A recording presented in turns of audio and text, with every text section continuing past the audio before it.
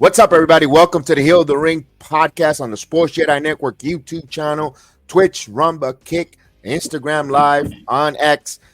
It is, let's talk some wrestling. It is the aftermath or the post elimination chamber. But first, foremost, good afternoon, Chris. Can you see me? Good afternoon, Kev. Good afternoon, Sports Jedi Network, Hill of the Ring podcast. I'm just going to get straight to it, guys. We got a lot of stuff to talk about. We're not going to hold anything back. We're going to get straight into it. Let's go. It's the Elimination Chamber, the final PLE stop before the road to WrestleMania. As we begin the road to WrestleMania, where we're going to find out which woman gets to point at the sign for the final spot at the main event opportunity or the world title opportunity for both men and women for WrestleMania 41. But I think this got bigger than WrestleMania 41. This turned into like holy moly moment in the world of professional wrestling. But let's talk about the Elimination Chamber before we get to the holy monies part. One of the biggest thing that came out of this was the national anthem being booed. I just kid. Well, the national anthem did get booed in Canada at the Rogers Center, but the women Elimination Chamber kicked it out.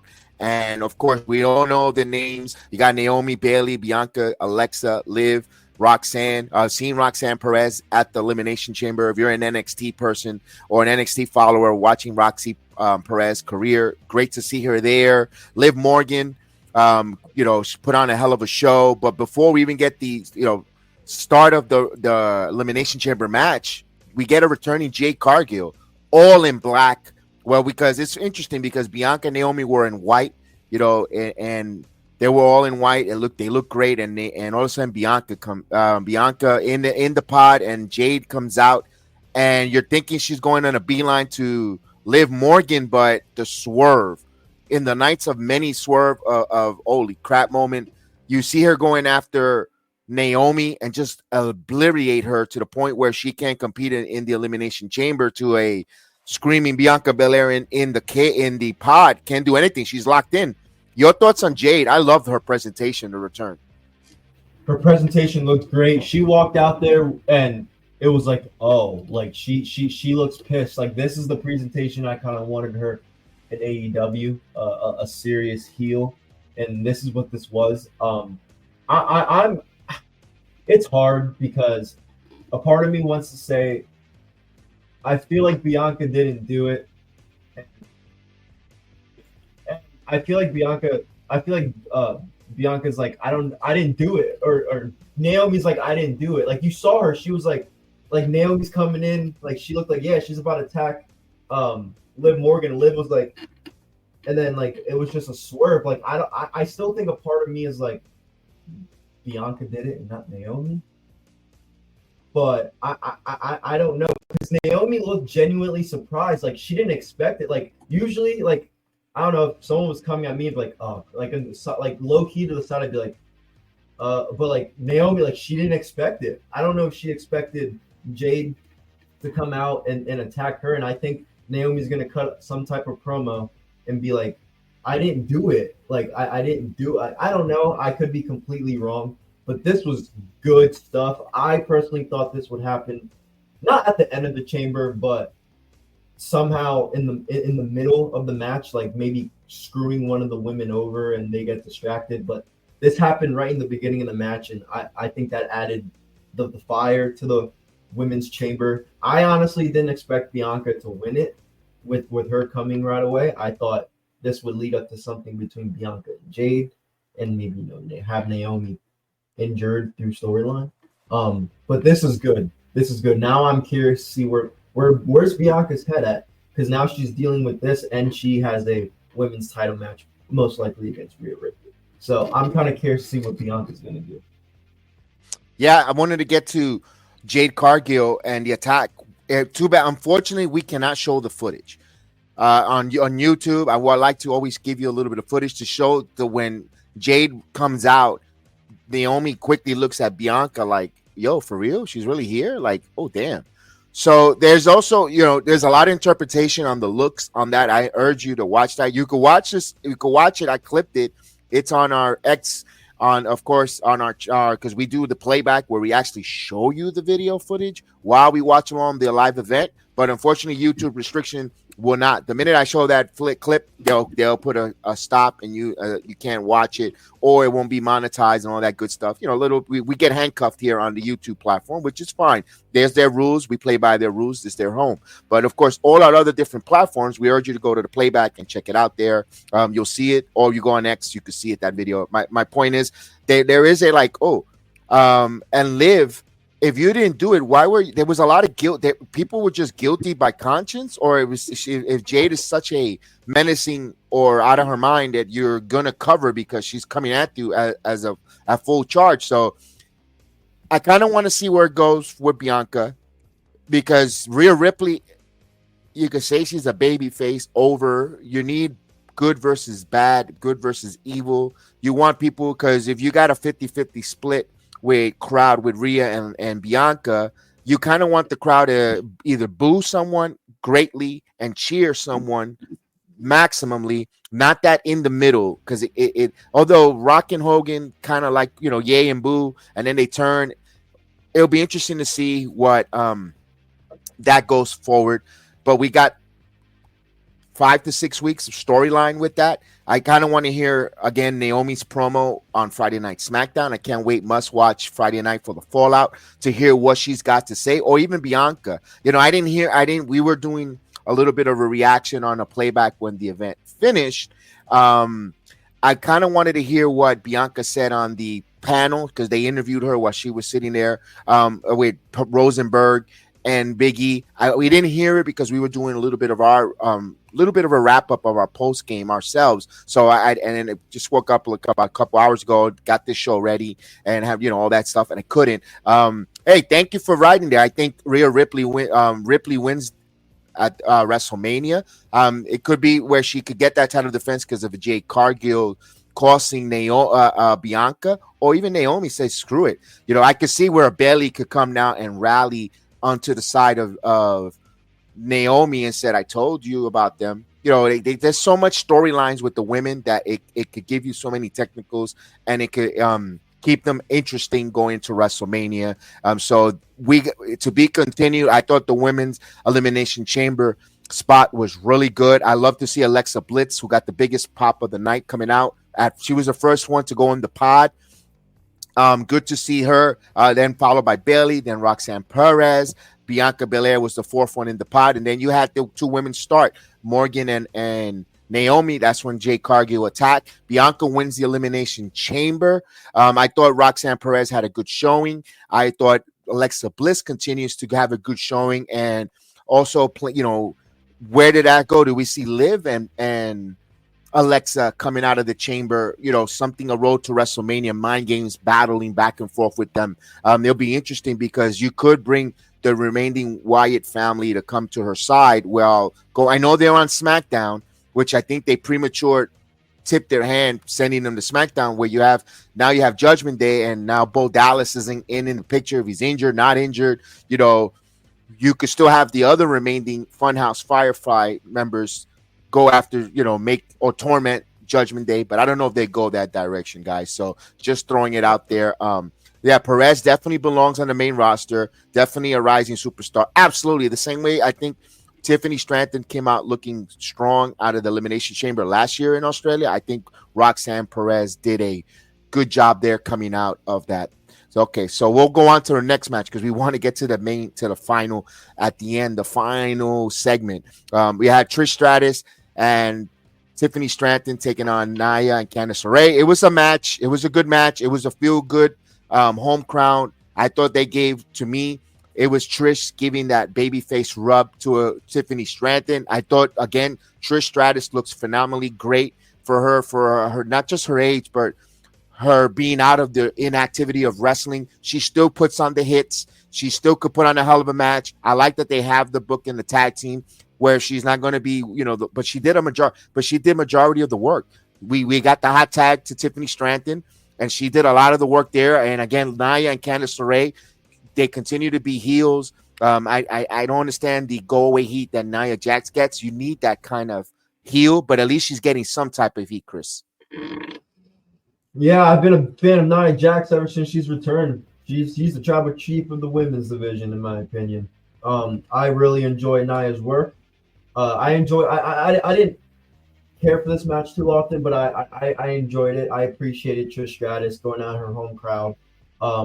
Like you said, she did majority of the work. She looked great. I like this where Tiffany gives her some experience, with a veteran. It gives her a little warmed up in a big situation. She's going into the biggest match of her career, um, opponent wise, venue wise, atmosphere wise. At WrestleMania in Vegas. So this was her little seasoning of working with a high caliber talent like Trish Stratus. But the match was okay. I think even Candice LeRae got her little spots in. Everybody got their spots in. I was surprised to see Tiffany do most of the work and not strut and get the kind of like the hot tag because it is her home crowd to get the crowd fired up. But she wrestled a great amount of time. She hit her signature moves, got the crowd going. This wasn't an interesting match on paper, and it really wasn't that interesting of a match, really, when you watched it. But you can appreciate the little moments like that. So this is a good match to, get people, okay, we just had a chamber match, get them not chilled down a little bit, but watch them enjoy a match, get fired up for the Trish, and then get ready for what we got later. So this was a good match. This is a good spot on the card too. Yeah, it was the second match. It served its purpose. Get that baby face run because she's taking on the arguably the most strongest or the most best female wrestler of all time in Charlotte. So you got Trish Stratus giving that babyface run. At least of the international crowd with Tiffany Stratton from Australia, now Canada, is behind her. So that served its purpose there. In a match that, before it started, we were watching the watch along, kind of downplaying it, and we're like, I'll wrap it up because with Sami Zayn. But in a match, unsanctioned match, I'm gonna tell you, this delivered. This was a freaking monster, hell of a match. If you're one of those folks that like and miss the nostalgic from ECW or the House of Hardcore, or if you like those, it wasn't a death match, but if you like that type of match, that brutal brawn fight just a fight between two guys. These guys put on the stop between Kevin Owens and Sami Zayn. It was unsanctioned. The referees were not in gear. He had a plain old black shirt. We could critique a little bit of stuff there, but with the producers coming out and want to separate, it's an unsanctioned match. They're supposed to let them go. I understand they want to do a little win to the precaution, but I thought the Canadian crowd really ate up two of their home countrymen going in a fight. We even had hockey sticks being used. I mean, my goodness, the barbed wire chair, the table spots. Kevin Owens pushing Sami Zayn into the double tables. This was violence at least for a WWE era where they want to be PG or caution to the wind. They kind of pushed the envelope, and I loved it. I agree. This is one of the best matches these two have had. These two have tag team. I don't care, all of it. This was the one for me. I enjoy this type of style of wrestling, but it wasn't too ridiculous, like stapling somebody with a freaking gun, or a staple. It wasn't none of that. It was a good hardcore match. I think what made it better for me is the story into this. These guys are best friends.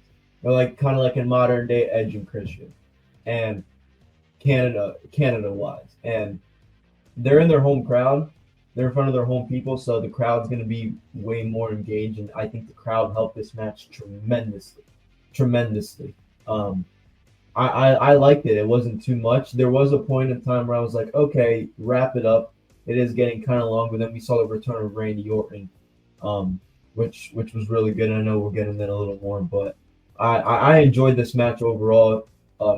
I wasn't too excited just because, okay, this is just a match for the Canadian crowd. We've seen it 100 times, but it was good. I like they do. If you're gonna do a type of match, these were the two people you can do it. They don't make it look dumb. And I criticize Sami Zayn a lot, but he puts on great matches, and he gets the crowd emotionally invested in him. So yeah, good match between these two. This elimination chamber was, and I'll talk more about the overall show at the end. But this was good stuff overall. I had nothing Yeah. really bad to say about the show as a whole. No, what we saw from Sami Zayn, the way he struggles as a babyface. I mean, the struggle in his face, the struggle, the way he sells the moves, taking those two power bombs on the apron, and the way he just kept struggling, to taking the beating. And Kevin Owens continued to dish it. Kevin Owens himself gave up so much pain to Sami Zayn that he was exhausted. You could see it in his face, the exhaustion, and it was just a street fight. They sold both Sami Zayn and Kevin Owens. They sold the art of the struggle on a fight. That's the way you're supposed to look when you're going out there and beat the crap out of each other. Two men with a grudge match, tired, disheveled. Like, man, I battled. I went through hell and back in that match, and I appreciate that match. To me, that was one of the funnest, or the bet. To me, one of my favorite part of Elimination Chamber. One of the top two was that. And also Jake Cargill coming out looking badass. I mean, we're going to talk about the whole thing in general, the whole piece of pie, but this particular match, and once when you think, this match, what a war, what they went through Hell's Gates and back, out comes the Viper, Randy Orton, wants to get his comeuppance on Kevin Owens, rotating his neck from the injury, holding his neck at, letting us remind you, if you forgot, he got that package power driver before he came out to the ring, going after Kevin Owens. Everybody was invested for Randy Orton to just get his hands on Kevin Owens. And when he set up for that punt kick, we were like, oh, vintage Orton. And then, of course, the producers came out. And I you know what? At that point, I'm okay with that.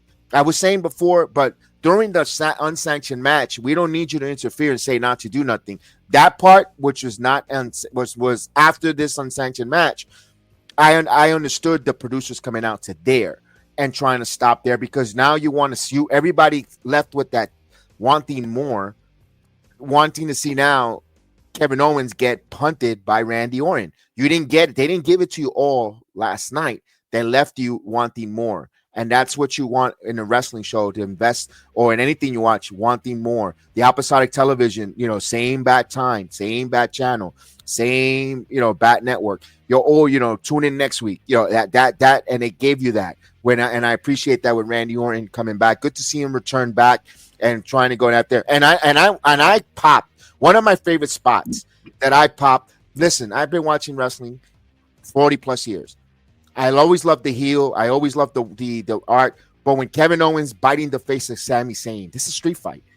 That typical heel, that Terry Funk, that Moondog Rashawn, that Stan Hansen, that biting and just that unhinged heel attack. To me, bravo. They put on a hell of a banger. To me, if you want to give it, I give it 5 lifesavers. You can have your stars, Meltzer. I give it lifesavers out here. To me, that I loved. I loved it. I love that. Bravo, Kevin Owens, Sami Zayn. What a hell of a night. And then we go right into the men's elimination chamber with a lot of things. We don't know who. There's so many speculation. Everybody on the internet was saying who win what. We didn't know who the hell was going to win. This was crazy. We don't know who was. We were even debating who starts the elimination chamber. Who starts? And right off the bat, you had Punk in the pod. You had Logan Paul in the pod. You had Damian Priest in the pod. You definitely had John Cena in the pod, and then you had McIntyre and Rollins, who has a lot of blood and history. Go at it, go back and forth. To everyone's surprise, McIntyre, the first one, eliminated. Let me ask you this: I love that McIntyre. Is he going to gripe and cry for being the first one eliminated? Yeah, he's gonna go on Monday Night Raw. He's gonna go out and blame everybody, especially Damian Priest, other than himself. This is good. I like it because I like to see Drew McIntyre get fucked over. Excuse my profanity, but it's awesome. It's awesome. I know you feel the same way, Kev. I know you feel the same way. I like to see Drew McIntyre get screwed over, and he's continuing to get screwed over because his pro. And I know you don't like his promos, but when he's pissed about him getting screwed over, his promos are I think they're good. When he goes out there mad, like you screwed me over, this like that's good. I actually like those promos, so I'm excited for a Drew McIntyre promo. And him and Priest have history. They've had a good match at last year's Clash, so I think that's where they're heading with this. I think they're heading with Priest and McIntyre at WrestleMania. And I like that they're and first and foremost, I'm bearing one of the first leads there was Logan Paul coming out and totally trolling the whole country of Canada with the American flag because we mentioned that they got booed with the national anthem, the Star Spangled Banner got booed to start the show, whatever the case was. But then Logan Paul listening, I don't know if it was Logan Paul who came up with it himself. He did, kudos, or a producer or someone that's listening say, hey, go out there, kid, with the American flag. And he comes out with the American flag and he gets the total boo. You know, Logan Paul embraces that heel character. And to him, he's not playing a heel character. He's playing, you know, what he is. You know, that's who I am. This is what got me to this dance, who I am in this world. Just, you know, I'm here to upset the apple cart. I'm here to be my own man. I'm not here to be a copycat or a parrot. I'm here to be my own island of relevancy. And if like or don't like Logan Paul, at least he does things his way. You know, he's a maverick. His name says it. He does his thing his way, like him or don't like him. And you gotta respect that originality from the kid. I gotta respect that from him. And he's athletic. He's so athletic. It's not even like it wasn't even a problem with him. People weren't mad about Logan Paul getting into wrestling because he couldn't work. That dude is so athletic. And because we know he's a combat athlete, all that stuff. But people just didn't like it because he's Logan Paul. And sometimes that is what you need to feed into. Kind of like what Tessa Blanchard is doing over in TNA. Although this isn't that extreme. But I like this. I don't mind Logan Paul. The only thing I still don't like that he was United States champion. I don't like him getting championships. I don't want him in the if he would have won Chamber, which obviously no one in their right mind had Logan Paul winning the Elimination Chamber. If you did, you're not keeping up. But they're putting him in these big spots, and I don't mind that. I just him as a champion. I don't see it. I don't see him making the commitment to it. I mean, they gave him the U.S. title for publicity, in my opinion. It was the election, and he interviewed Donald Trump. So, I mean, I don't see Logan Paul being a champion. I just see him using the Logan Paul name and being in these big matches at Manias, at the Chambers, at the Royal Rumbles. At least for me, I don't see him being a future world champion. But we got to give him some respect because him going in New York City and bringing out Tyrese Halliburton. Sorry, Kev. Him going in the Madison Square Garden and bringing out Tyrese Halliburton after he just eliminated the Knicks. That's freaking great heel move. That's great heel work. So shout out to Logan Paul. I just don't see him being anything more than what he is right now in wrestling. All right. So Logan Paul, of course, had that good showing there. One thing I like that gets, I'm going to go on it real quick. Just seeing CM Punk crossing his legs in the pod and just enjoying when Rollins and McIntyre was just beating the hell out of each other. He was just there enjoying the show. He needed a popcorn. He just needed a bag of popcorn. Enjoy that. That was cool for CM Punk. Ultimate trolling heat. I love when Damon Priest comes out when Logan Paul and does that, Logan Paul's talking nonsense and he does the clap with the ears and almost blew his eardrums out. That was cool for they hit and Logan Paul sold it. I've seen McIntyre getting pinned and then Logan Paul hitting that frog splash from the top of the pod on Damian Priest to get that elimination was like, oh damn, like you said, a specimen of athleticism for Logan Paul. All there. But then I love to see when CM Punk did the go to sleep and took out took out Logan Paul. Also, we had some great moments. A callback to the Heart Foundation with the heart attack. John Cena and CM Punk working at it together. Interesting how John Cena embraces CM Punk, to show respect one another, shaking hands before they locked up, going at it back and forth. I love the way they got to the end of the Elimination Chamber. Seth freaking Rollins does not want CM Punk whatsoever to main event win. When he got eliminated, CM Punk was in the rope. It gave him that curb stomp, and we saw an opportunistic John Cena putting on the submission. Punk passing out. He says, sorry, Punk. And we get John Cena winning the Elimination Chamber. A lot of the wrestling community had CM Punk winning. Also, it felt like a 50-50 split between the winners of the Elimination Chamber, either Punk or Cena. But then Cena stays in the ring. And he stays in the ring. Okay, and one thing I noticed, he never did. He point at the sign. I'm at this moment. I don't recall. I got to watch that again. Did he point at the WrestleMania sign? I just think he did this, and they did the pyro. I don't recall him pointing the WrestleMania sign. I don't remember wrestling fans, so I don't remember that. If anyone's in the chat and you're gonna tell me that he did, then I'll stand corrected. I don't recall John Cena pointing at that WrestleMania sign immediately. But if he did, he did. It wasn't highlighted because it wasn't I don't think it was about that. The final boss makes his move, but before the final boss makes his first move, we get the Undisputed World Champion come out. Cody Rhodes comes out in the ring, face to face with John Cena. We all know now that it's going to be Cena and Cody Rhodes at WrestleMania 41, but the final boss comes out with Travis Scott. Coming out. And he asks Cody Rhodes about his soul. John Cena at this point is just a spectator in the corner, in the background, where Cody Rhodes tells him no, to go F himself, pretty much was his answer. And John Cena was very happy that Cody Rhodes saw him to go shove it where the sun don't shine, and he gave him a hug. And then we see the famous gesture from The Rock, slitting of the throat, and John Cena, yes, turns heel. And my goodness, John Cena's heel turn, from my perspective, money, gold.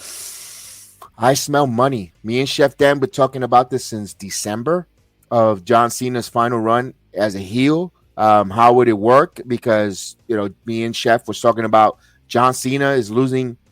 He's not hustling. It's been now March 1st is when he actually got, besides the Royal Rumble, he actually has been wrestling, not even cutting. There is no hustle. He's not hustling because he didn't even cut a vignette, a promo leading up to Elimination Chamber that he's got to win or making a story, and he lost his respect by selling out to in his final year for that opportunity there to be Rock's champion or doing Rock's bidding. So my perspective for John Cena is a heel turn. Your thoughts there?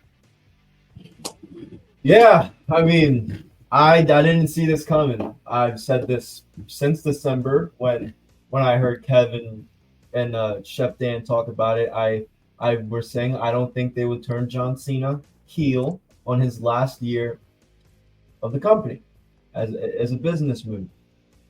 Now that they did it, and now that I was absolutely wrong, I love it. I even said it back then. I said, if they do it, I'm all on board. I just don't see them doing it. I want to give so much. I know we talk about Triple H. I know a lot of negative. We talked about him last week in a positive, more positive than negative, but we give him critiques. We need to start respecting him a little more. And I'm starting to realize this now after last night, because him doing this just shows that he's going to do whatever the hell he wants to do. He's not going to let his daddy-in-law's past affect it. He's not. I don't even think to an extent he's going to let TKO determine. I think if TKO's running things, no, we can't turn John Cena. Are you kidding me? I respect Triple H so much. If this was completely on him, I respect it so much, because now it's like we call him predictable, but Has he? Is he really? And I even like him saying, "Are we on the road to WrestleMania?" Good job, Triple H. You finally made the Elimination Chamber feel like an actual part of the road to WrestleMania, not some BS filler pay-per-view you do right before. So good job, Triple H. I love that. But how many times has John Cena asked Vince, asked all these people back then, can I turn heel? Can I turn heel? According to Cena on the Chris Van Fleet podcast, he and Vince had a theme song ready. They all had plans for him to turn heel when he was fighting The Rock. I believe probably the second time in New York or New Jersey, technically. Anyway, and they scratched it. They scratched it, and it never happened. And I'm happy for John Cena because this is something that he wants to do. I know this isn't just something that they're telling him, hey, this is the plan. No, I think he goes to Triple H and says, look, this is my last year. I've never been a heel. I want to do it. All the fans that have cheered Cena sucks. Cena sucks. I mean, I don't blame him for wanting to turn heel. I don't. A lot of fans, say he sold out for Hollywood. Cena sucked. They didn't appreciate him coming back. You'll never find me not appreciating Cena when he comes back. I'll tell you that. But a lot of people don't appreciate it when he comes back, saying, "Oh, he's stealing the spotlight from this. Oh, he's not pushing younger talent," which he has done. He did his entire run when he started in 2022. But I like it. I didn't expect it. That's probably why I like it so much. Like Kev said, it's money. We're gonna hear a John Cena heel promo for the first time since he started, because people forget he started out as a heel. We get that. Yes. But he was starting out. He needed something to get him going. The whole Dr. Thugonomics came to play in. First off, please bring that back. Second, we're gonna see a heel promo from John Cena for the first time in over 20 years, where he's the biggest star in the world. He was just some rookie kid coming in. Now he's him, and we've never heard it before. So this is great. I love it. ESPN's talking about it. All these Sports Center was talking about it when I woke up. So that's where the money part plays in. I like it. Again, I've told everybody for months that it's not going to happen. I eat my words on that. I was completely wrong. I love it. It's not about getting it. Travis Scott felt out of place, though, I will say. It's not about getting it right or wrong, because we can say we got it right. No, we put an idea out there, and we get excited. At least myself for Chef, because then we put something out there and we like to see them execute it and go with it. Doesn't mean this is the greatest thing. It could be a flop. It could be on the next bigger than New World Order. But my point that I'm bringing that up was, it doesn't matter if you got it right or wrong, or you didn't see it, or who had it first, or whatever the case is. It's about now make it work. Make us get invested with these three individuals coming together, and Travis Scott, John Cena, and the final boss, Dwayne "The Rock" Johnson, which I like to call him the final legacy, because to me that is the final. Those two guys are the faces of the company, and they're in their last legacy. Their legacy of the Vince McMahon era, attitude and the ruthless aggression era coming to an end, and they're the last two pieces. So I like to call them the final legacy, because they have a legacy in this business. Either John Cena, what he does in and out of the ring, and of course The Rock, from all his accolades. That's why I would love for WWE, and I'm not here, if they want to, they use it. Just make sure that, hey, thanks Jedi for giving us that name, or whatever the case. So you want to tweak it, just mention us. Let's, give us a little bit of credit. The final legacy to me, I was thinking of other names as well, this morning, contemplating over coffee. Fog, final OGs, but it kind of sounds kind of dumb, corny, whatever the case was. I don't know. It found it good at the moment because they're the final OGs, the final old guard of the of wrestling, but the final legacy, because they have a legacy. They're leaving a legacy in our wrestling fandom. The John Cena kids, hustle, loyalty, respect, the final boss, all that stuff. And if you want to add, and I think there's going to be people adding on to this, as we got Ethan.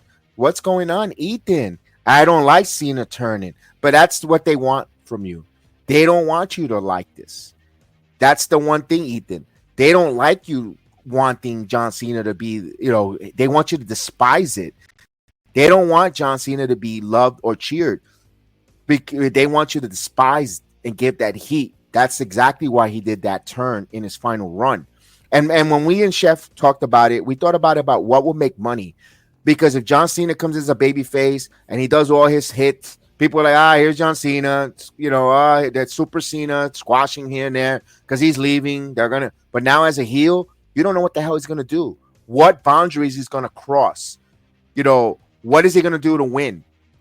He's whatever. What is he gonna do? He sold his soul because he wants to be the 17th world champion. He wants to break that record from a Ric Flair. He wants to break that. He wants to be a little bit of a selfish indulgence because now he wants to be the best, the GOAT. So I like that. With storyline wise, for a future storyline, I think he wants to get he's Rock's champion. Wouldn't be surprised if they add more members to the final legacy. You've got wrestlers that are on their last legacy or last run. CM Punk, he still has a favor. And Paul Heyman be a perfect advocate along with the final legacy into this business, where he brings in CM Punk into the fold. Perfect, where Punk wants to headline WrestleMania. John Cena, he could actually doesn't have to headline WrestleMania. He won it, but he's getting all this fame. He sold his soul. There's so many line, and that's up to creative to come up with it. We're just speculating. We don't have the full answers. I'm not sitting here. I'm not part of the WWE writing team, creative. I'm just spitballing situations or avenues where they could go and they could make it make sense. Randy Orton, and it could be a part of the final legacy. He's on his, you could see he's on the back nine. He wants to set himself up with some fame, some fortune. The Rock can, set that up there. You're pretty much kind of bringing up your modern day Mount Rushmore of wrestlers coming together in The Rock, and you could debate it. The Rock, Punk, Cena, even Randy. I understand you're going to say Roman. I get it, but this is for that legacy, that final legacy, that era of wrestlers. That's a Mount Rushmore for that time period that are active. So you could kind of make that into that group where it can make it work. They don't have to get convoluted and get corny like the NWO, who jumped the shark, adding everybody and their mother into it. But you could borrow a little bit from the NWO, which you did with the heel turn on Cena. But you could also go there with this creative and make it work storyline wise. Also, I also mentioned, sometimes I look at the cookie crumbs. When he came back at the Royal Rumble, there was no Make-A-Wish showing. They showed it later because maybe, today when he turned heel, the Make-A-Wish before he went out, but they never showed it at the Rumble. Him with the Make-A-Wish Foundation, bringing kids, and especially his last run, you thought he'll, have some kids at the ramp and say, I'm going to go to work. Nothing. Also, Joe Henry calling him out. Several times. Babyface versus babyface don't sell tickets. And I go, Joe Henry isn't going to turn heel, but babyface versus babyface, what, how could that work? How could they get Joe Henry versus John Cena? Now The Rock says, go squash this in that pissant company. I'm paraphrasing, where I'm going to send you my champion, my chosen champion to go beat TNA's chosen champion. Go beat him. Yada yada. You could make that work. You could sell it at the SummerSlam 2-night event versus Slammiversary. He shows up there, and then you off to the races. But if that's the case, I feel sorry for our guy Santana. I don't know if he's going to win that World Heavyweight title if Joe Henry and John Cena are going to battle there. So I hate to throw that cold water. What's going on, Nate Dogg? So I see that with John Cena, the potential storyline is there. Now you have the summer, not just the summer of Cena retirement tour. You have the summer of the final legacy. And now if you're running with the final legacy where they're and guys, I know you guys are not going to like this, but I think the women's mid-card storyline might take a step back because this is here hot and it's going to be filler. And unfortunately, when The Rock speaks, he goes a little long in the tooth. He doesn't say within the 10-minute parameter on a promo. And then John Cena, you're not going to tell them to cut it short. Somebody's going to get their matches cut short. Unfortunately, that's the way of the business, Chris. Yeah, I said a little bit about that before we went live when we were talking backstage. I said I know the whole trend #women deserve better was just going around. Yeah, that's going to tank a little bit, especially when if like I know SmackDown needs a little bit of a boost, but they're going to want to. You're crazy if you're going to tell me that Netflix isn't going to go to Triple H, Nick Khan, and be like, "Yo, put this on Netflix.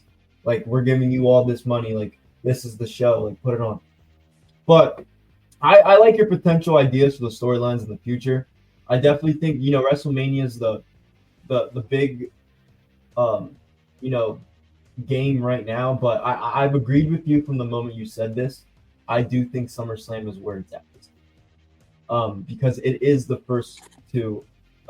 It's in the summer, like right. WrestleMania is in a month where kids are still in school. 2-night events, Sundays. Like I remember last Sunday, I went into school so tired. Like a lot, it gets like that. SummerSlam, they're in a big city during the summer. I think they could market the whole, Rock and Cena thing even past that. I like again, I said it. I know I'm kind of repeating a little bit, but I like Cena and The Rock going together. I'm just curious what Punk fits. I thought Punk was going to be the one. I thought this was going to happen last night, but with Punk being the one to win the Elimination Chamber, sell his soul. I don't believe that Punk in that or is done with Cody. But I'm also curious. Like, does he hate John Cena now? Or where does that set up Punk and Cena down the future?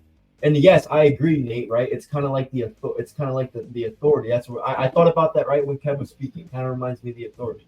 But I'm curious for CM Punk. That's what I want to know because I thought he'd be the one selling the soul of The Rock. And now I'm wondering, right? First off, what side does Paul Heyman choose? Where does Roman Reigns play in all of this?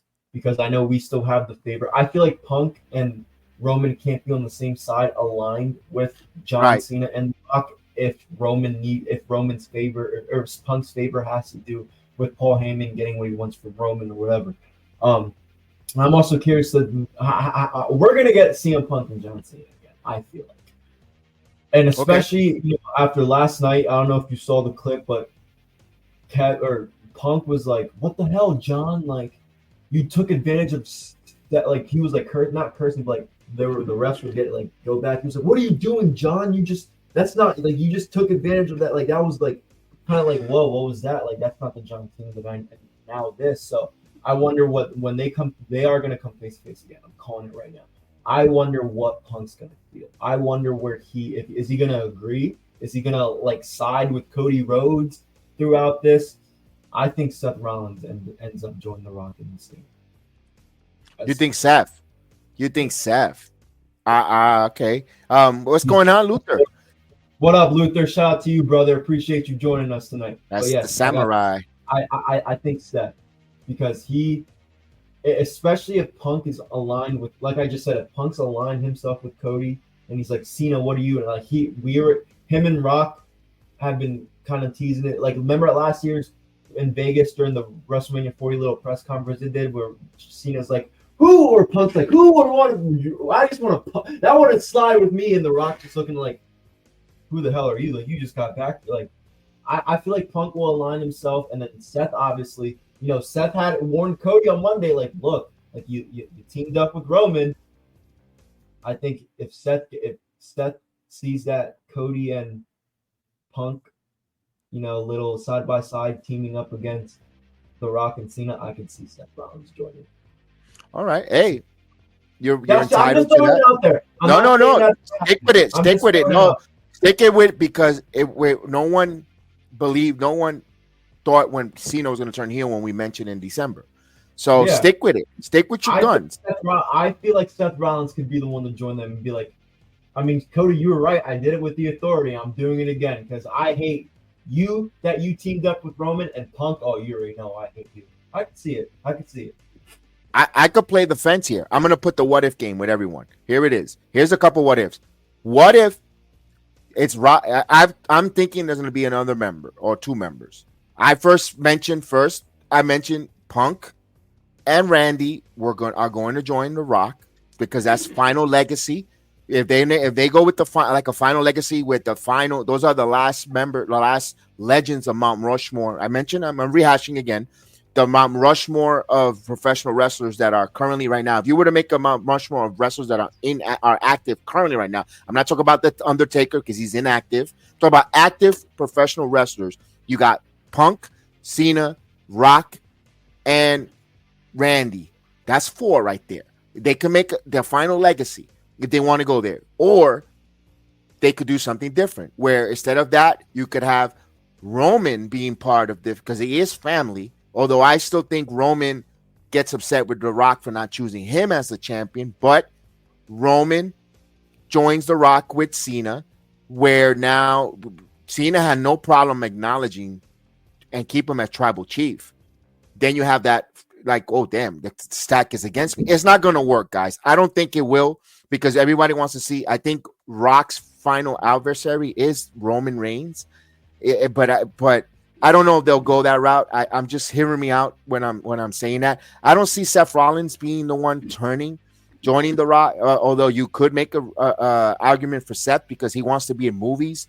You know, he had his part in Captain America, New World Order as well. Part of that, and he's dabbling into that, and he's outlandish. I don't know if no one was going to really kind of do or don't expect it from Seth Rollins turning. It could go that route. Everyone thinks Punk is another one because Punk is going to catch that favor, and Heyman works good as and you could have, and this is why I would like to see Heyman turn on Roman. That's going to hurt when Roman gets betrayed by Heyman. I think that's going to hurt a lot of people because now you can have Paul Heyman speak for John Cena and The Rock on the road to WrestleMania, even for the summer while they're busy doing their productions and movies.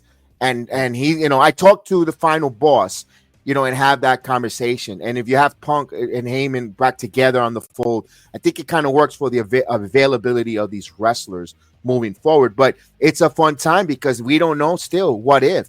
There's still, and like Triple A said, we're on the road to WrestleMania. I know everybody a week ago, it doesn't feel like it. Nonsense. That's why they tell you, calm down, go get some air. Like Nikita Lyons says, go touch some grass, relax, because it's going to unfold. It's going to unfold week to week. If they give you something unfolded to you right there, then what's the point of the build for the next 6 weeks? Because then you're going to say, it was stale. They're being safe.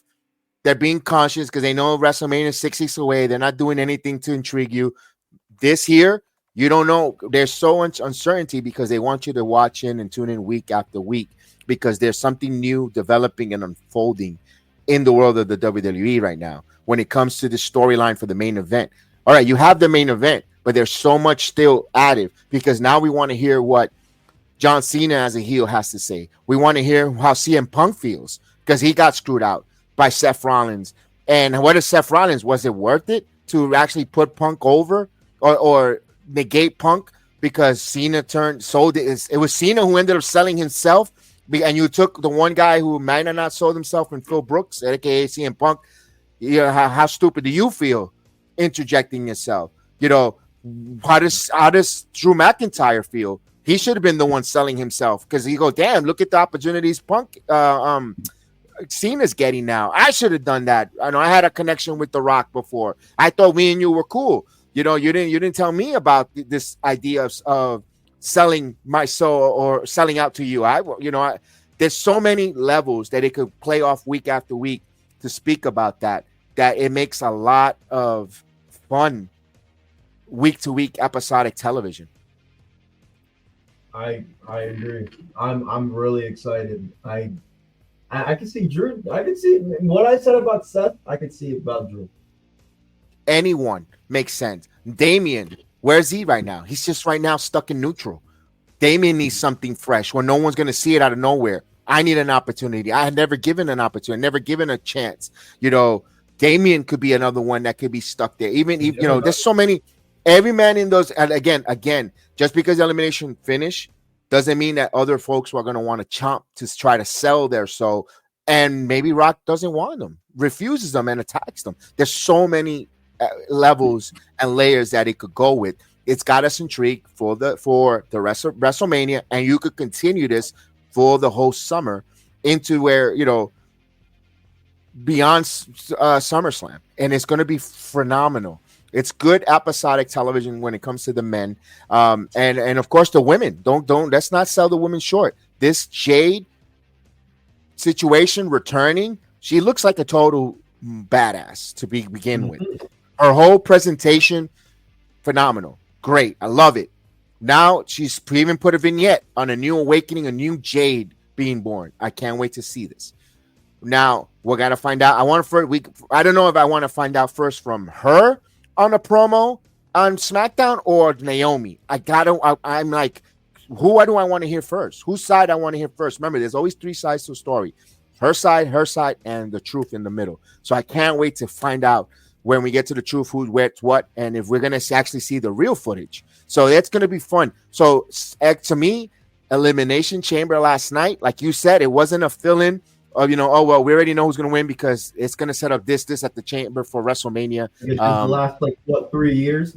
Exactly. So this last night was a must-watch premium live event because it not only gave us an outcome that we didn't expect of, it was a time in professional wrestling history that is marked. The same damn time that Bash at the Beach, Hogan with the leg drop, turning.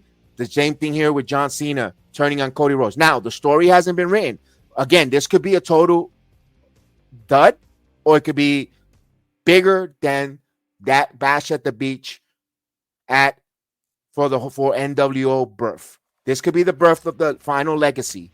This could be where we're going to say, damn, that's when that group became, and that's what changed the course of professional wrestling history, where taking something from the past and putting in a modern twist, and my goodness, they captivate us and they entertained us. So I'm for it. I'm here. I'm ready for the ride, Chris.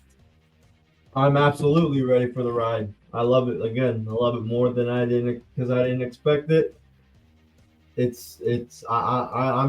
want to know who the enemies are and who is aligned with them. That's the biggest thing I want to know, because there's so many missing people from the storyline. The storyline does not just involve Rock, Cody, and Cena. There's so many other people involved that will be involved. They got crazy shows coming up overseas with all these people advertising the card. So I think when we get around late March, we're really gonna see the wheels turning even more than they already are. I think the Meta Girls help Jade attack. Interesting. That'd be a good way to get him called up to the main roster, wouldn't it? Ooh, help attack Jade.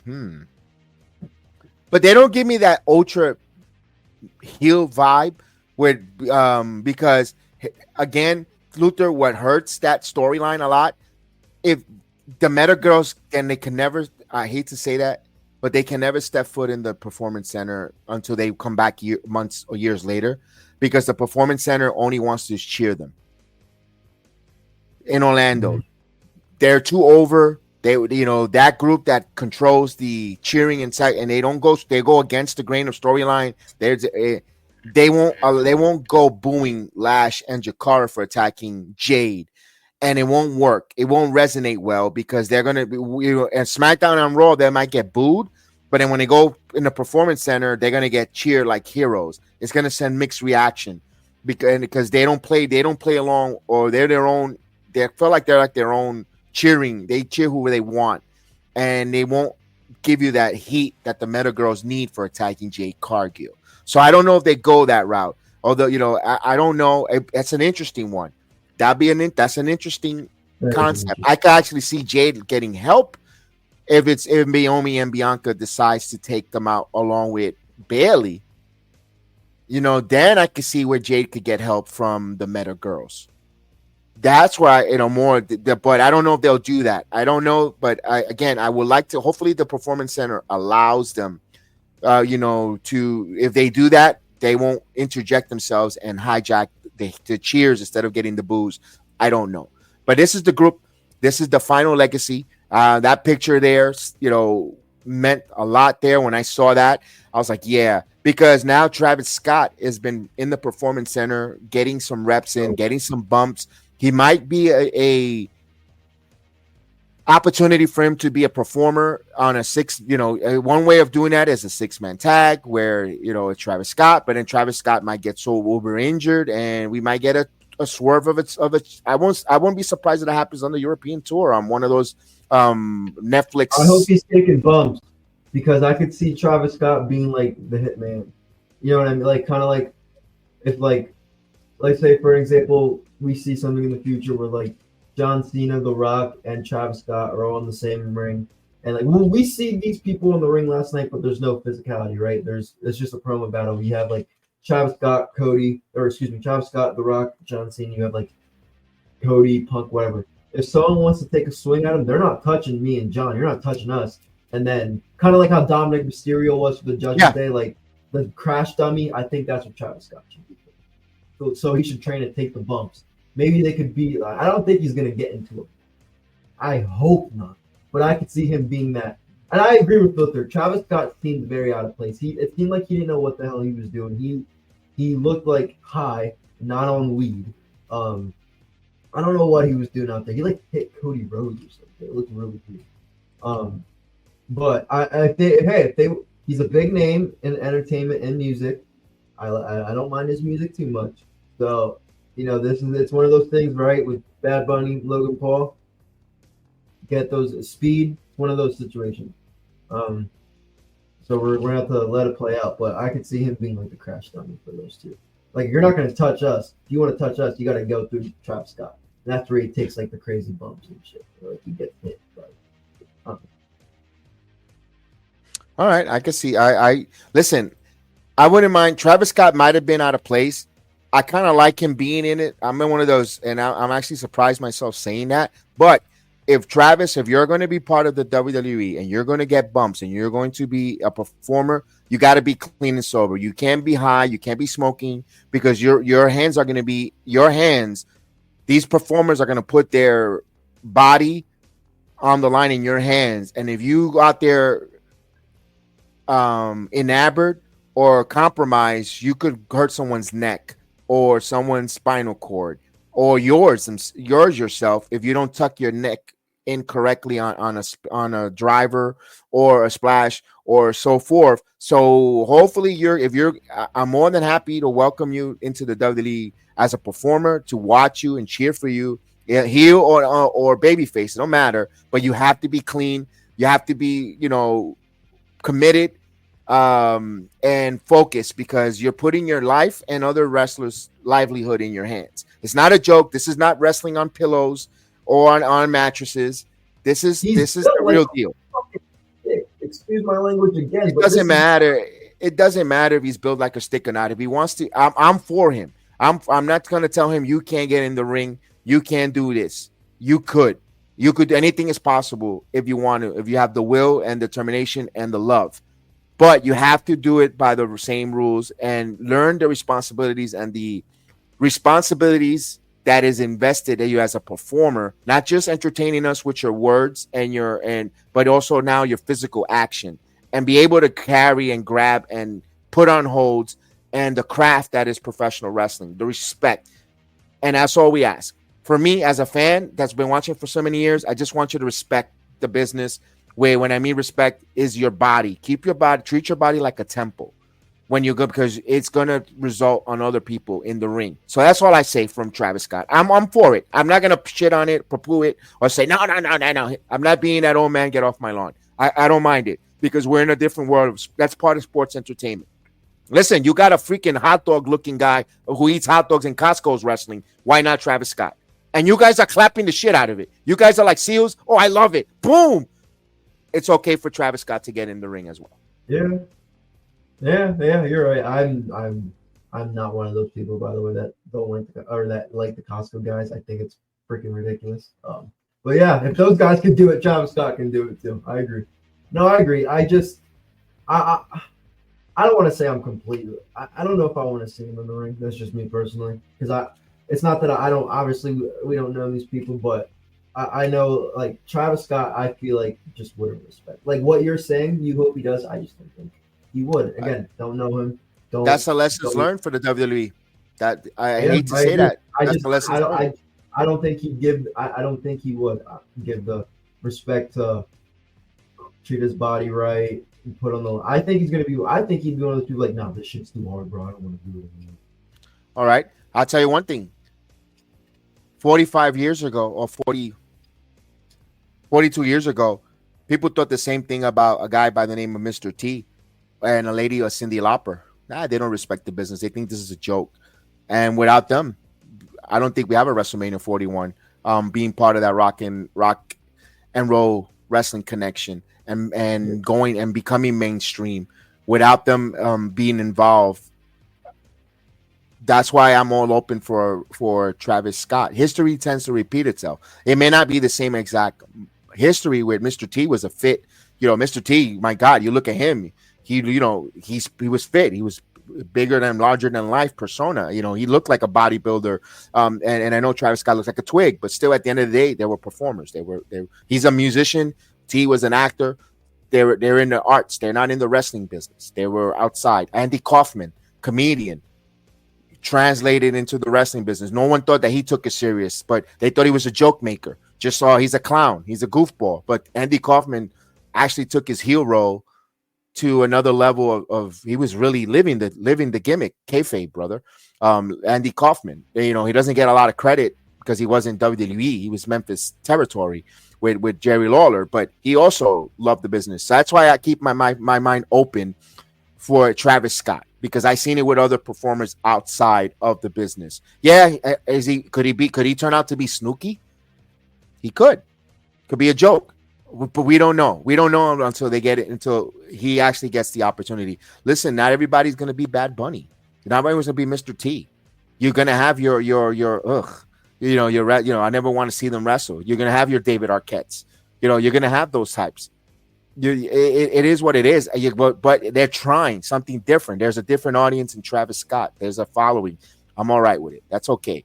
It's all right because But for this main event spot, that's a big spot for Travis Scott. I'm gonna be honest with you. That's a big time injection for him with that main event stop. That's why I think they might. We'll see what happens there. Going forward with this group, the final legacy, to see where they go with this. I like it. I'm open to it. It's something fresh with some veterans. So it's something different. Like, oh, wow. Like, oh, there's, so it's something different. The heel turn, phenomenal with John Cena. We're going to see where John Cena ascends, where it translates. For WrestleMania, Cody fans, be careful. Prepare yourself for that title coming off your waist. That title, I don't see a way Cody leaving WrestleMania with that title.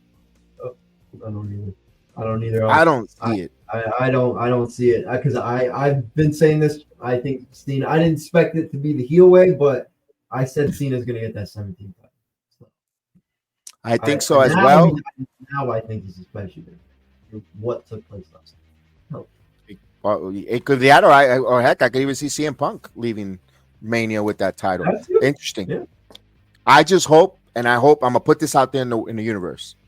I just hope the favor for CM Punk being in the main event, where Paul Heyman, if he aligns himself with The Rock, isn't where he's going to interject himself in a triple threat with the Gunther and Jey Uso match. I hope not. I hope not. I'm going to have to talk about it, guys. That came to my head. Ooh, that came to my mind. That came to my mind, guys. It's not going to happen, but I have to speak it because it came. If I thought about it, I'm going to might as well say it. Where he's going to catch that favor. The final boss says, I'll put him in the main event. Because Triple H said it doesn't matter. Like, there was a question by a reporter, asked him, do you see that the men should the men main event night 1 and do the women get main event night 2? He says, paraphrasing, it doesn't have to be men or women. It's whoever takes it and shows me They deserve to be the main event. Go out there and take it. Make me make that decision to put you on last to close the show. Men or women. He says if it's the two women, that's fine. That's why when I heard about that, I said Jey Uso is going to secure himself the main event with Gunther because they earned it. Listen to the pop in the crowd. Listen to the reaction, the yeeting, the Gunther dislike, the Gunther heel work. They deserve a main event closing. So I'm afraid that they might want to put Punk in one of those. Interesting.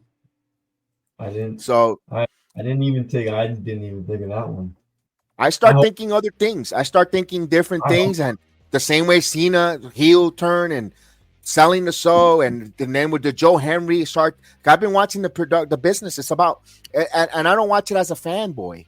I try to watch this as what will make money. What's going to sell T-shirts? What's going to have you want to tune in and buy and pay that $10 for Peacock subscription each and every week? If it sucks, I can save my $10 elsewhere. That's the kind of questions I ask. How are they going to captivate and continue to grow as an entrepreneur? And that's the type of things that you got to kind of see, and that comes with years of experience. It just, to me, I see. I guess in my age, I watch wrestling in a different aspect instead of not just totally marking out with business sense. What makes money? What is going to make me open up my wallet and say, yes, I'm going to go buy a plane ticket, go meet and greet. I'm going to buy T-shirts. I'm going to go premium live event. I'm going to watch on Monday, best my time. Something that we're never going to get back is our time. Remember that, people. When you watch these wrestling, you're never going to get your time back. So they're trying to do everything possible to entertain you because you're never going to get that lost time watching these shows. So they want to invest and they want to give you the big bang for your buck. That's the way I see it. I'm like, okay, what's going to captivate? What's going to make that family of four say, you know what, we're going to New York this summer because we're going to go take the whole SummerSlam experience. We're going to go to the city. We're going to a city that never sleeps. We'll catch a Meta Yankee game. We'll go to Fanatics, meet and greet. We'll go to night 1 and 2. We'll have a good time in New York. We'll go here, there. Jersey Shore, yada yada, Atlantic City, boom. That's what makes people to draw you to get in there to watch that. Those are the type of things you ask yourself when you're trying to think how creative is booking wrestling. That's just the way that's me personally, Chris. No, that's a good way to look at it, especially when you talk about when you talk about it, like we do on here. It's a good way. You gotta the who, the what, and the why. That's what wrestling's about. Business at the end of the day, people. With TKO, it's about this. It's not. They want to. How we're going to make you spend money and make you feel good, or not feel good, but you want to pay more because you have an opportunity to win good. It's like when you go to the casino. You lost right now, but you're thinking, I need one more bet. I could recuperate. Double or nothing. I know I'm going to make it back. I'm going to give me. I'm going to put everything on red because it came out black. But you know what? I lost $20. I'm gonna put another $20 because I'm gonna double my money, make it 40. I'm gonna get my money. I'm gonna break even. Boom, and that's what wrestling kind of does to you when heels lose. When the heels go on top, you want to go back to double your money because you want to see the babyface prevail, and you're willing to invest your time in that story because you just think, oh man, he's gonna get his comeuppance. I'm gonna be there. I'm gonna plunk my money. I'm gonna be there. I'm gonna be there to say, ha ha, you lost. Penis breath, we got you. That's what wrestling. That's the emotional connection that wrestling does. So I like it. I'm ready for it. I hope you guys are ready for it. I hope you guys are ready to go with the Elimination Chamber review here. What's going to happen now, upcoming week, because now it's the road to WrestleMania. And during that road to WrestleMania, you have a European tour. So there's a European tour in the road to WrestleMania, which let's go because we're going to hear the crowd in Europe go bananas for these events. So that's going to be episodic television to see there, like we saw this past week on NXT when we're going to go a little quickly around the week of professional wrestling for NXT. We saw the Hardy Boys get one of the loudest reaction, welcome embrace to the WWE television in that tag team match against No Quarter Catch Club. Great to see Matt and Jeff Hardy so over here in 2025, Chris. I love to see the match with No Quarter Cash Club, phenomenal match, where we see Santino Marella come out. Director of Authority had permission to make a match for an NXT event 2 weeks from now, or 2 Tuesday from now, at Roadblock at Madison Square Garden, where we're going to have Axiom and Nathan Frazier taking on the Hardy Boys for the TNA tag team titles. Yeah, this is good stuff. I enjoyed the Hardy Boys coming out. Obviously, I've wanted them to come for NXT for a while, ever since they announced this partnership. But I said it before, I'll say it again. I think Jeff and Matt Hardy are doing a great job of doing what they're supposed to do over at TNA, and that's, have these matches with the younger talent like Axiom and Frazier, like Miles Bourne and all those guys over there. I think it's great to see. They can finally they'll be in the Performance Center, so I'm a little curious on how that's gonna go, but I love it. Jeff Hardy, the Hardys on WWE in 2025 is gonna set them up for possibly a main roster run down the line, whether it's a 1-off, 2-off, months long program, who knows. I think we're closer to getting that now with them. This is good. NXT's kicking ass down there. They're doing great. They have a phenomenal show at Madison Square Garden Theater. This is a better way to sell tickets. You got Moose and Oba. I mean, it's my personal favorite show of the week, with not being able to watch Monday Night Raw because I'm at school at night and Mondays are really busy for me. It's at least for like the next few months, NXT's been my favorite show. And it makes you want to watch TNA on Thursdays too, because although nothing crazy happened, it makes you want to watch TNA Thursday, because they could lead that into the story. Kind of like they did do that this Thursday too, though, side with Moose talking about Oba leading up to Roadblock, which is kind of interesting and hard because they tape it right after. But yeah, I enjoy it. Makes you want to watch TNA, and NXT's just showing you guys that they're dominant. They're must watch. I'm surprised they didn't break a million views through. Hey, one of the that's another thing. I'm very disappointed that the viewership, it's a good number. They had a good number, close to 800,000. I thought they were going to hit 1 million because you have Moose taking on Lexus King. 700 and plus. It was a high. 900? They didn't have 900,000. 900 the week before. Correct. They didn't draw. It wasn't a big number. They say it was decent. I'm gonna be totally honest with you. Call me whatever. I thought it was not. It did not live up to par for me personally. The number wise, people say it was good. It trumped Dynamite. Absolutely. It beat Dynamite. It did. But I didn't think it should have drew higher. Personally, I thought it was going to be 960 plus, because you had that hell of a match between Lexus King and Moose for the X Division title. That was just a great matchup with those two. If they tell me I want to see that again, yes. I like the fact that Moose knows, as a big man, knows how to wrestle with the smaller athlete. Lexus King, although not a small, but my point is like a stature, like a speedball, like a Lexus King. Moose put on some moves that I have not seen Moose ever done. That drop kick, the best match of Lexus King's career.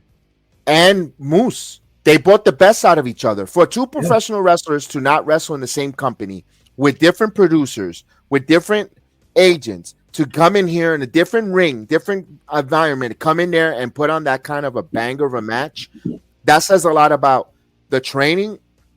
Working with Natalia and Tyson Kidd in the dungeon for Moose, and also with all the TNA coaches there, with Lance Storm, Tommy Dreamer, Ace Steel. I like to put them over, give them, and swell, and the Performance Center with Terry Taylor, Norman Smiley, whose birthday is today, by the way. Happy birthday, Norman Smiley, and others out there did a phenomenal job getting this match together. And it was the match for TNA, the match of the week. It was so great and so phenomenally done. And just to see those two get in there, I wouldn't mind seeing them wrestle going forward. I thought that was a good spot there when we're going in that collision course, Obafemi versus Moose. They're gonna have a face-off this Thursday night on the Impact Zone. So we're getting ready to see them going face to face. Having they managed to have a 6-man tag.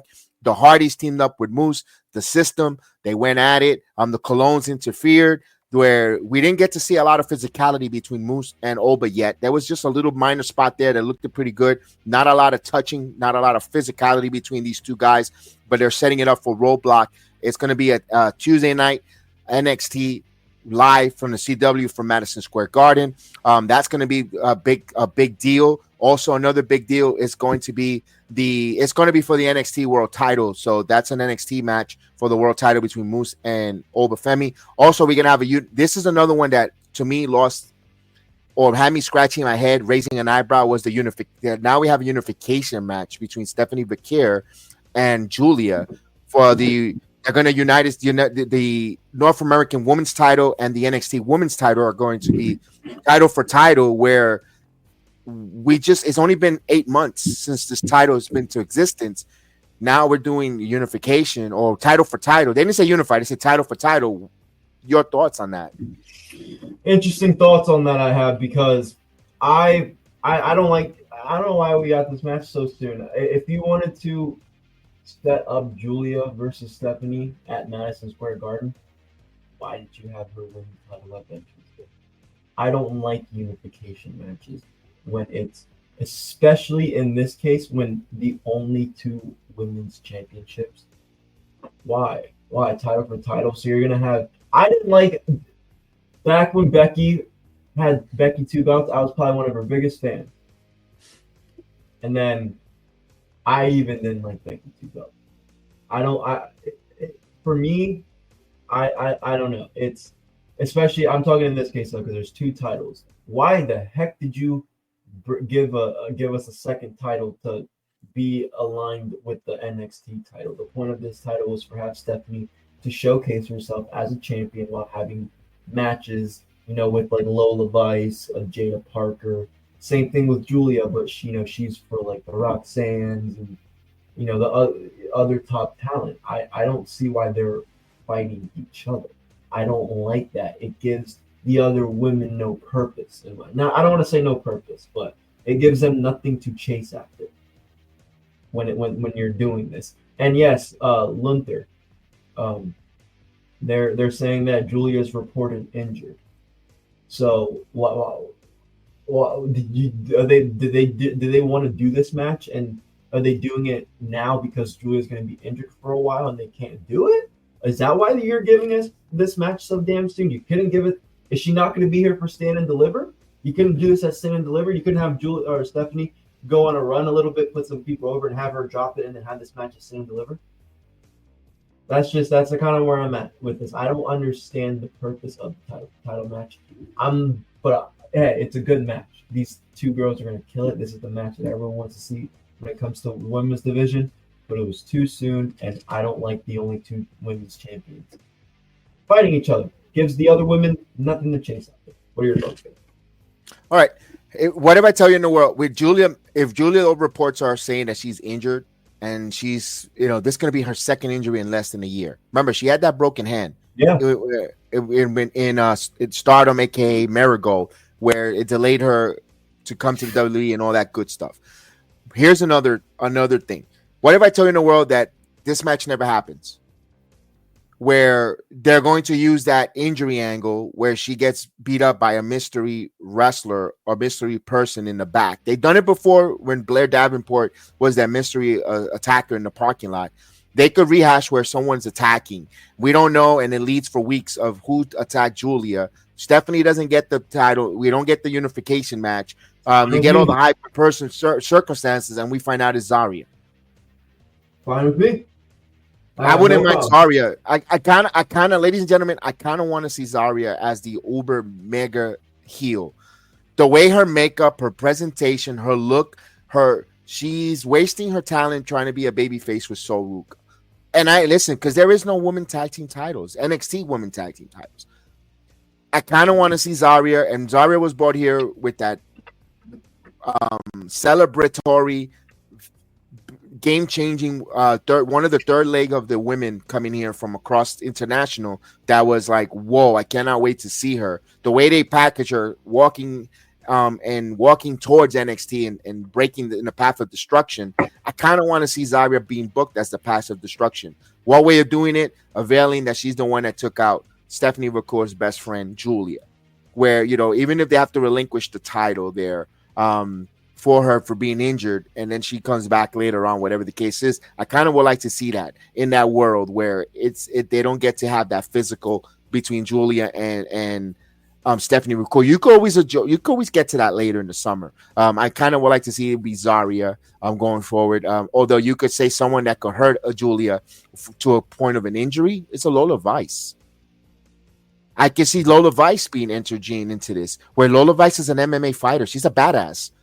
She's you know, she's the one. She's a quiet, beautiful assassin, and she goes out there and destroys Julia backstage without knowing. Because remember, Lola Vice has a chip on her shoulder when it comes to Stephanie Becerra. You know, she sees that. You know, when she remember that promo in the parking lot, she walked by there when she was cold, and she almost took some people's eyes out. How pointy those nipples were. You know, Lola Vice is a mean, tough. Don't let that fool you. Don't let that fool you. She could kick ass. She's undefeated. She's undefeated in 5-0 on the Bellator record when she fought in the MMA in the cage in the octagon.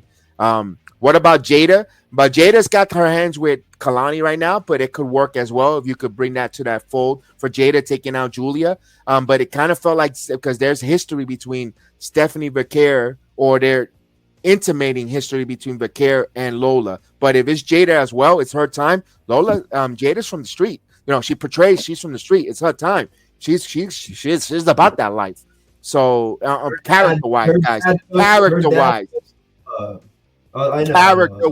character-wise, when she comes out of the mud, OTM, character-wise, she's about that life. She's about to rolling up her hair in a bun. She's gonna put the grease on. She's gonna put Vaseline on her face, and she's gonna kick your ass, no matter where it is and what corner. But she's going right now with Kalani. That's Jada Parker right now. That's Miss Parker. But Lola is a quiet, beautiful assassin who she says her fists don't lie. And they could go that route with NXT. I want to see how they do it. If they do the unification, I'm going to be like, ooh, did they feel like, are you telling you're making a mistake with that Women's North American title where we all got excited and we all like the concept of it? We'll see. We're creative before we got to let it breathe, let it play out before we knock it. Before we see where it goes. But that's interesting that they're doing that at Roadblock. Roadblock feels like a premium live event that's going to be televised in the CW. But here's the one thing. I'm going to say this. To me, this is going to be the last shot for me. If the WWE do not get over 900,000 with Madison Square Garden for the Roadblock special, there's an issue either with CW marketing this or what's going on that we're not getting the viewership that high there, because CW is totally free.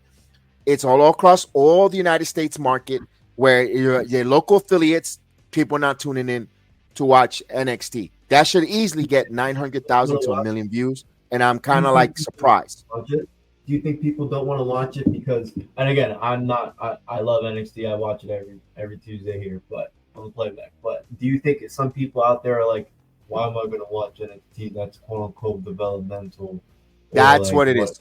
That's you're hitting it, because there's naive or ignorant people that say that, and they use that as a judgment, not watching it. Yeah, I agree. I see it. I hear it a lot, because that's why some of my friends know. Oh, I'm not watching it all. Correct. You're not going to watch the Hardys come out. Like, you're stupid. It's not even the Hardys. Is that? That's just an example. Like that's an example of what they can produce, though. You're telling me that's developmental, but I'm giving you an example of like who's on the show. I got you. You know what I'm saying? But here's my personal view. I'm going to tell you from my personal experience. Me being there at 2.0 and watching a Lyra Valkyria, Roxanne Perez, a Tiffany Stratton, a Braun Breaker, who I love, from the very first time getting in the ring and learning how to do a collar elbow tie up on live television in front of a live group, and to see them now possibly being Roxanne being in the women's elimination chamber, watching her come in and winning the women's breakout tournament in person. live and sitting there and investing my time watching them, where they're doing level up matches and now they're one of the top women wrestlers or men in WWE, I feel like I always say it time and time again. I feel pride when I see them because I invested my time watching them grow and develop. It's like, and I'm like, wow, it wasn't, and to see where you are now, I feel like that's why I kind of feel like NXT's family. And I see them there, I'm like, man, that's like a distant relative that's making it, that's going for it, that's overcoming. That's what NXT does. If you invest the time to watch them, it's development. That sucks. Watch them, enjoy the ride, seeing them develop into the superstars of tomorrow in front of your eyes, and you're gonna feel that sense of pride because you'd watch them from the moment they couldn't even get in the ropes, through the ropes correctly, to they are over where everyone wants to see. Everyone's over with him around the world. And that's the pride you get. And that's the joy and satisfaction I take in watching NXT. That's why I say we are NXT. Yes, we are NXT. I enjoy NXT. I enjoy it mainly because it's wrestling. I enjoy all wrestling. I watch it. But yeah, I didn't watch too much NXT 2.0. I really got back into it like a year and a half ago, almost 2 years ago. But it's been some of the funnest wrestling. And I kind of like the not knowing who some of these guys are because it makes me want to watch them, closely. Like, okay, like what do you get? And am I going to start to like you? Am I going to start not to like you? But they do good shows. They do good shows. It's not like they have some idiot back there producing it. They have Shawn Michaels. So it's a good show. I think if you don't give NXT a chance, you're missing out. I honestly think I'm not going to say you're stupid because you're entitled to what you want to watch. I can just say you are missing out. One of my biggest regrets, and I used to live literally 5 minutes away, two traffic lights away from Full Sail before I bought my home. One of my biggest regrets, and having that same ignorant attitude or mindset, that's developmental, or that's on a paywall, that's on a network, was Black and Gold NXT from Full Sail. I missed out, but now I got to see them now, like Roman Reigns, Seth Rollins, Kevin Owens, Sami Zayn, Karrion Kross. The list is on and on, the 4 horsewomen. But me, for being ignorant and dumb, I could have seen them develop them or watch them entertain in Black and Gold. And when I was only 2 traffic lights away from Full Sail, if you know the Orlando, Florida area, I was on Goldenrod. All right, I could have moved. I easily could have went to the Performance Center, or not the Performance Center, because they were still in Full Sail Theater. I could have easily went there for $10 and enjoyed and watched them grow. And I had that same ignorant mindset. Then I watched Stand and Deliver. And I said, wow, NXT, and I just started going week after week. We spent a year and a half going every Tuesday, signing up, going there, enjoying it. And to this day, I say, you know what? I regret not going to Black and Gold. So maybe there's a lot of people out there. Hopefully they see a good product. But my point is that they get to see this on the roadblock. All these shows that they're putting, all these performers, all these bangers of a match, they're going to get folks to grow. They're going to get, and right now it's not about beating, and AAA said that, it's not about competing against other wrestling promotion. It's about competing for the world sporting events, the major sporting events. He said, I don't think we could touch NFL right now, but that's what they're coming for. It's about being the number one sporting event around the globe, not worrying about Tony Khan's All Elite Wrestling show. They're worried about the UFC. That's their competition. They're worried. No, the UFC. They weren't. And I think they're bigger than the UFC. I think their competition is the NFL. Revenue-wise, I don't think so. All right, we could debate that because I don't see everybody buying. The wrestlers get paid. The wrestlers get paid much better than the fighters. As a company that makes money, I think the UFC makes more. Well, we could debate that. We could check it out. We could do a pod on that. I still think wrestling is the king when it comes to sports entertainment and combat sports on that. But because the wrestling puts on more than that. But We'll get the we'll do our research with facts and numbers on that. But my point is, they know that their competition is something else, and that's what NXT is trying to do. They're trying to get everyone ready to the next level so that could continue competing towards that number one spot in globalized sports. The top dog in all globalized sports from all major sports outlets. So that's what Triple A said last night, and I kind of tend to agree with him, and I'm here for it. So with that said, we're gonna say good afternoon because we got things to do on Sunday. Thanks everyone for joining us. We thank everyone to watch along with us. Check it out. We'll find out next week on the Impact Zone. What's the concierge services did Ash by Elegance and Heather by Elegance do? We'll find out the promo between Naomi or Jade, who talks first, so what happened there. We'll find out some clarity. We'll find out John Cena. Don't forget to tune in Monday Night Raw tomorrow because there's going to be also questions on Monday Night Raw. Rhea Ripley. Do we see is Bianca now the challenger? What's going to happen there? Does that storyline bleeds into Monday Night Raw with Naomi, Bianca, and Jade at Monday night? Though we don't mind, we probably don't have to wait until Friday night. I think that gets talked about Monday, and Friday, The Rock gets talked about with John Cena on Friday. I would like that for SmackDown's sake. Yeah, why not? Everyone, it's 3 hours. They could elaborate, take their time there, for The Rock and Cena, and for Netflix, the ladies could go right into it with Jade, Cargill, Naomi, and Bianca, and that saga. So we want to thank everyone. Please like us, subscribe. Come check us out at the Playback app, the Playback TV. You watch the wrestling. Not only you're going to see us watching along in it, no, we're going to be put into a corner. You're going to see the wrestling event live or on X.